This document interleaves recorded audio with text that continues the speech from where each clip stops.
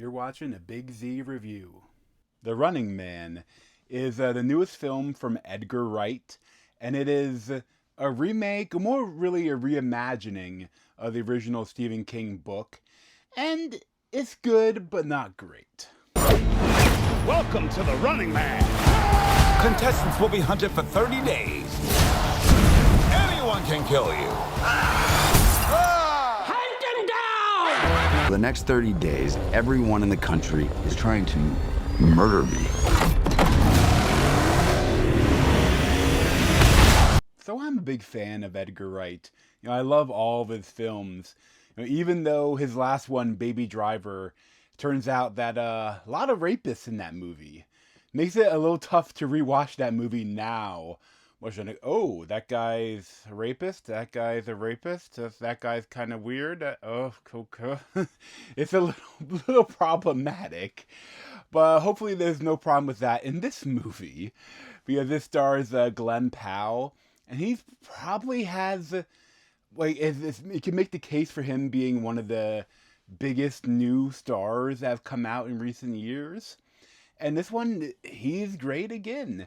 This is like a slightly comedic action role.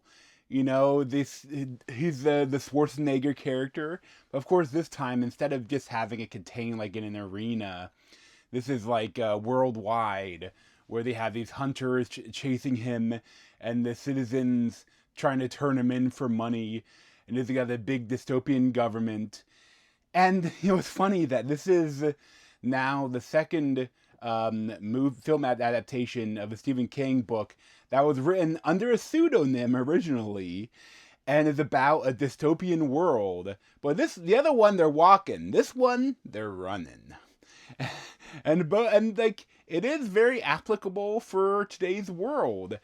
And I feel like this one though is kind of, it's tough to say like what they're trying to say. Like, of course they're trying to say the dystopian government sucks, and yeah, we shouldn't have game shows where you murder people.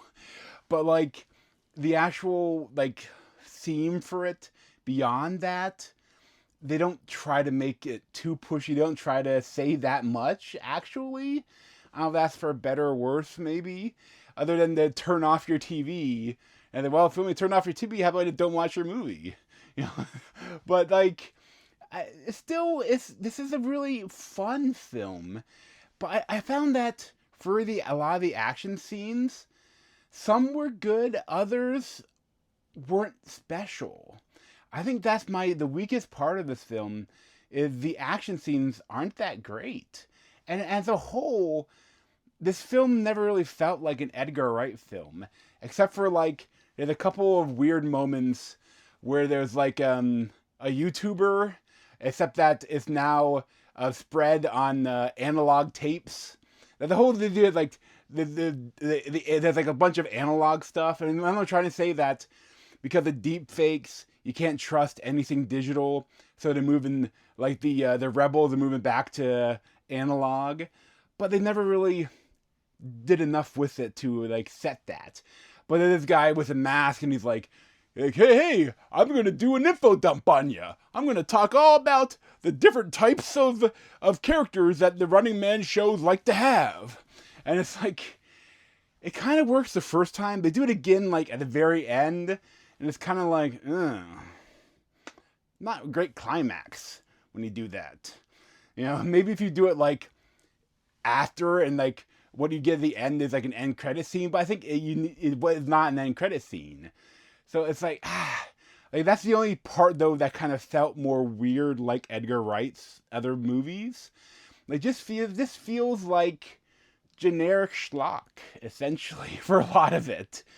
Like, I mean, not that it's bad, it's just nothing special.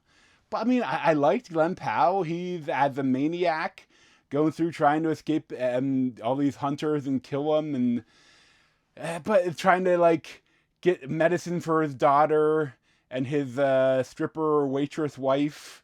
And it's like there's something here, but it's just nothing that great, unfortunately. But I mean, it's still a lot of fun, and it was I think it was good to see it on the big screen. Like, I mean, I don't think it'll be as good at home, but it definitely isn't something that I would say you have to go out and see, like, immediately. But there is a lot here to enjoy.